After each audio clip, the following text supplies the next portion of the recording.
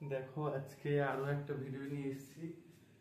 বর্গ করার নিয়ম এটাও। আগে বর্গটা করাবো, তো বর্গমূল, তারপরে ঘন, তারপরে ঘনমূল পর্ব হয়ে গেল।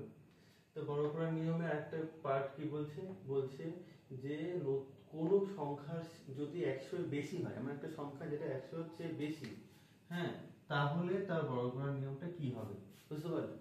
দেখো, ক্লাস 10 এ একটা চ্যাপ্টার আছে চক্রবৃদ্ধি সুদ। চক্র বৃদ্ধি সুদ মানে কম্পাউন্ড ইন্টারেস্ট, বুঝতে পারলে? এইখানে কিন্তু এইটা বেশি করে থাকে 10%, মানে 100 মধ্যে 110, হ্যাঁ, 10% মানে যে তোমার 100 থেকে 10 বেশি, হ্যাঁ, 110, তারপর 20%, 120, তাই না? মোটামুটি ওখানে তোমাকে 105 থেকে 115 পর্যন্ত বর্গ তোমাকে জানতে হবে, তাহলে তাড়াতাড়ি করে সুবিধা হবে। আর এগুলো কিন্তু চাকরি পরীক্ষাতে খুব আসে। তো দেখো, একবার ভালো করে দেখো, না বুঝতে হলে আমাকে বলবে যে স্যার এখানে অসুবিধা আছে। ঠিক আছে, দেখো প্রথমে করাচ্ছি 105, 105, তাহলে 100 এখানে সংখ্যা লেখো, 105 কোথায় লেখো এখানে 105, তাহলে এই যে 105 100 থেকে কত বেশি, 105 100 এর চেয়ে কত বেশি, 5 বেশি, তাহলে এখানে একটা 5 যোগ করে দাও। তাহলে 105 এর সঙ্গে 5 যোগ করলে 110 হবে, 110টা এখানে বসিয়ে দেবে, ঠিক আছে? আর 5 বেশি, তাহলে 5 এর স্কয়ার কত হবে, 25 হবে। এরকম করতে পারো, দুটো দাগ দেবে, এরকম দুটো দাগ, যোগফলটা সামনে বসাবে আর স্কয়ারটা শেষে বসাবে। পরেরটা দাও, তাহলে বুঝতে পারবে হয়তো। মনে করো 106, 106, এখানে 106 লেখো, 106, 100 থেকে কত বেশি, 106, 6 বেশি, তাহলে 6 যোগ করো, তাহলে কত হবে এখানে 106 6 যোগ করলে 112, দুটো দাগ দিতে বলছি। আচ্ছা, এই শেষে কিন্তু দুটো সংখ্যার বেশি হবে না কোনো সময়। দুটো সংখ্যা যদি বেশি হয় দুটো সংখ্যার থেকে, তখন আগের সংখ্যা যোগ করতে হবে। পরে আমি দেখাচ্ছি আস্তে আস্তে, এটা বুঝে না।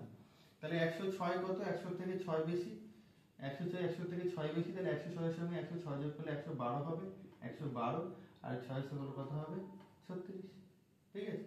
আরেকটা দেখাই, দেখো 107, এই যে 107 100 থেকে কত বেশি, 100 থেকে 7 বেশি, 107 100 হচ্ছে 7 বেশি, তা যোগ করো, 107 এর সঙ্গে 7 যোগ করলে 114 হবে নাকি?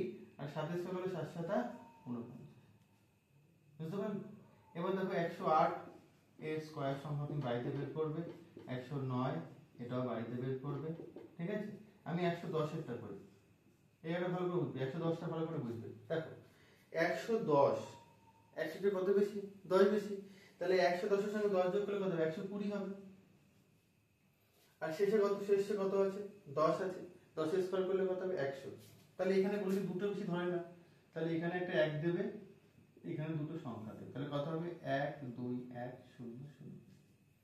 আবার যদি ভালো করে বোঝো, 110 100 থেকে কত বেশি, 10 বেশি, তাহলে 110 এর সঙ্গে 10 যোগ করলে 120 হবে। আর শেষে কত রয়েছে, 10, 10 এর স্কয়ার করলে কত হবে, 100। তাহলে এখানে দুটো সংখ্যা বেশি বসে না, তাহলে কি করলাম, একটা এখানে, দুটো সংখ্যা এখানে বসালাম, তাহলে দুটো সংখ্যা বসে গেল, 0 আর 1 বসে গেল, যোগ করলাম, আর 0 আর 1 বসে গেল, 12 বসে গেল। এটা আরেকটা ট্রিক আছে, জানো তো?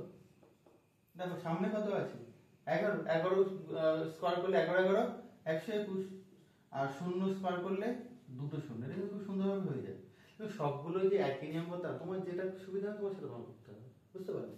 এবার দেখো, এই দুটো এক্সাম্পল বলেছি, এটা এক্সাম্পল, এটা এক্সাম্পল, ঠিক আছে?